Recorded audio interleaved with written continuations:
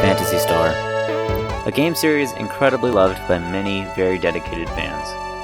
While not exactly up to the popularity standards of games like Final Fantasy, Phantasy Star has been a persistent name standing among the greats of the JRPG genre, especially well renowned for its online MMOs that originally released on the Sega Dreamcast and then went to the Nintendo GameCube, and then with the sequel on the Vita. It's a game series so well known, especially in Japan, that Phantasy Star Online 2 even got its own anime that ran in spring 2016. It turned out okay. This game series is amazing and has lived nearly as long as console RPGs as a whole.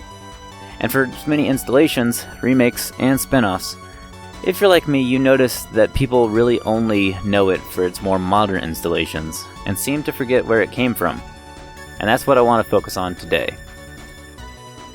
For education and appreciation purposes, I want to look at and share with you the experiences that laid the base for the long-standing franchise that Phantasy Star has become today.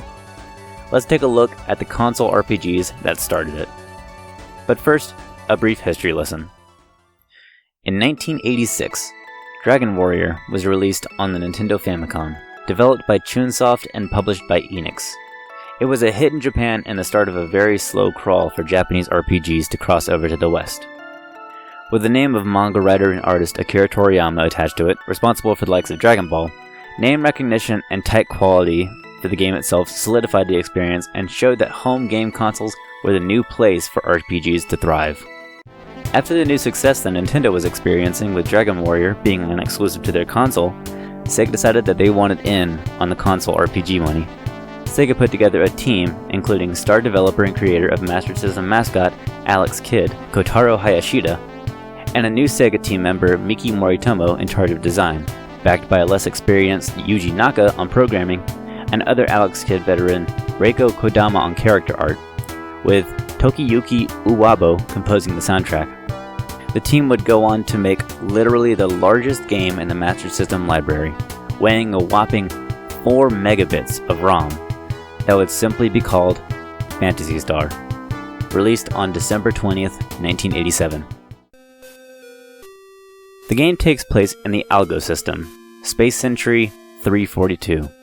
Location, a town called Kamanit, on the planet of Palma.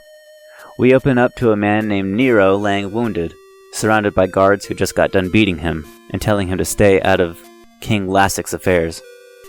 This is where we're introduced to the main protagonist of the game, Alice, who rushes over to her brother, Nero. Alice holds her brother in her arms, and he tells her that she needs to find a man named Odin, and with his help, take down the evil King Lassik. Alice swears vengeance on her brother, and the game starts. It's a simple setup, and even though you do swear vengeance on your brother, it's pretty flimsy motivation for you as a player, but that's more or less to be expected from these old RPGs. So Alice gets out of town, tries not to be one-shot by any of the monsters around town, and eventually goes into a cave to the south of town because you hear that Odin went after a monster named Medusa. You find Odin in the cave, and he's turned to stone. The only thing around is a Laconian pot, a very valuable metal in the Algo system. You take the pot and leave the cave, since there's nothing you can do. You hear from an NPC in the neighboring town that they found and sold a talking cat to a merchant headed off to Motavia, the desert planet. Talking to the shop owner about his secrets, he gives you a road pass, which you can then take to the spaceport and buy a passport to go to Motavia. Alice meets the merchant who bought the cat and trades in the pot she took from Odin's statue to get the first party member, Meow, the talking cat.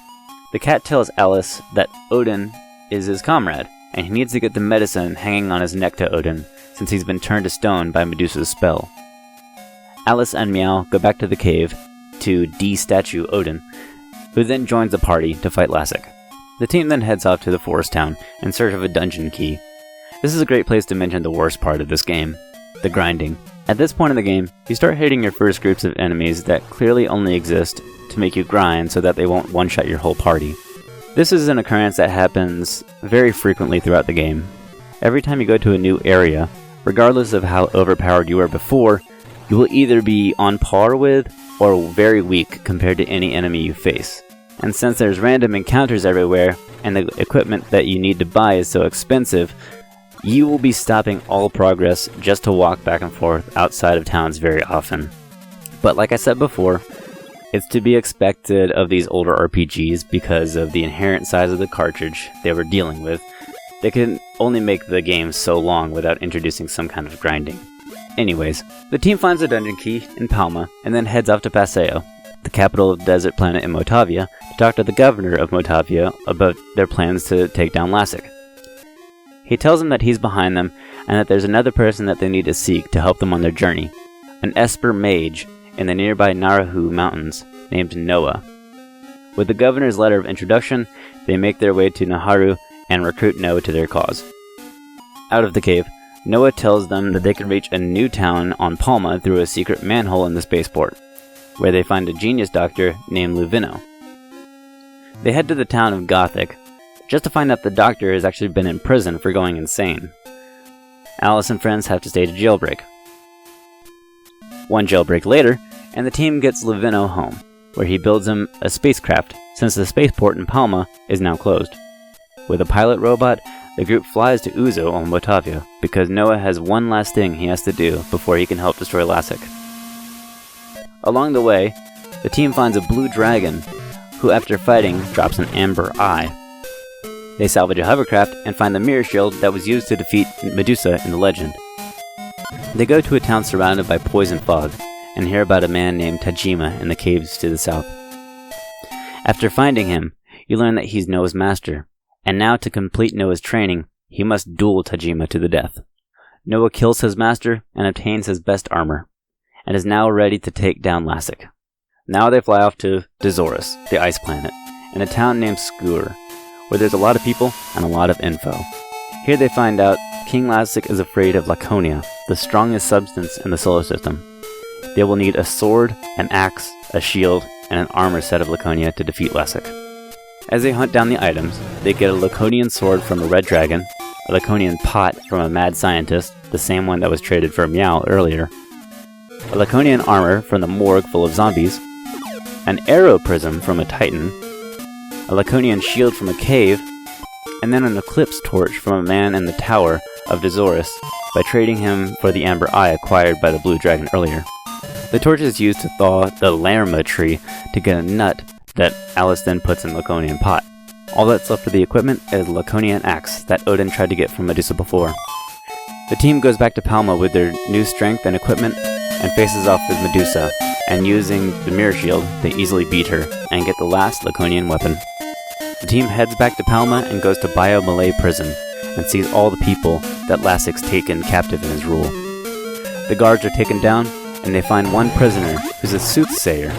He gives Alice a crystal, which will drain Lassic's evil power. Further exploring the prison, they find the Miracle Key, a magic key that's needed to get into Lassic's castle. Alice and the gang head off to the tower of Bio Malay, and at the top of it, they use the arrow prism to shine a light that reveals Lassic's air castle.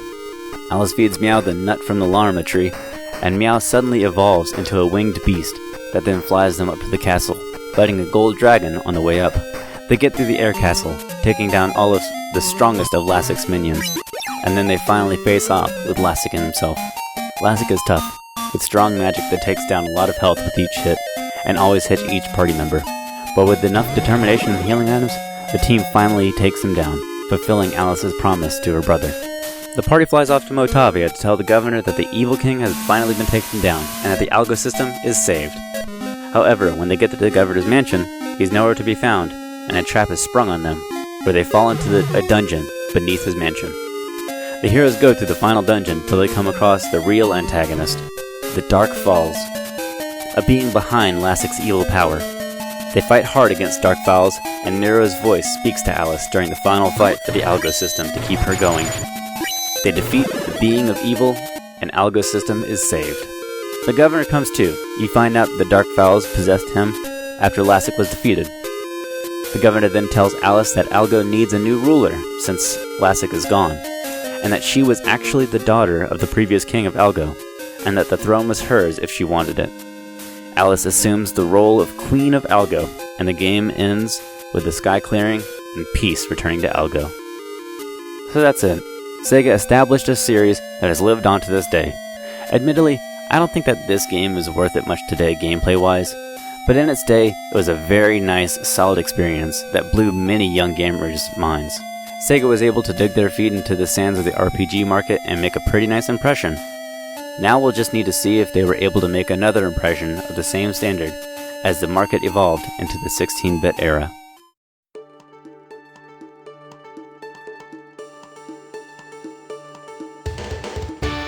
Hi there, thank you for watching my video. This was something completely new to me, and I was learning every step of the way in making this. This series is one that I always felt was a little underappreciated, especially in the Western market, and I just wanted to make something to help this game and its story be a little bit more accessible to people who want to get into the series, but don't exactly want to put themselves through the awful grind. But if you do want to play this game, it did actually get a remake on the PS2, and there is a fan translation out there if you feel like you want to go and experience the story for yourself. I hope you enjoy it if you decide to go for it. But thank you very much. I would very much appreciate some feedback if you could give it. And if you're more interested in hearing me talk about video games along with some other incredible people, then please come check out our podcast, the Adventure Podcast, which I'll put a link or an annotation right here in the video. Thank you so much for viewing, and I will see you again in Phantasy Star 2.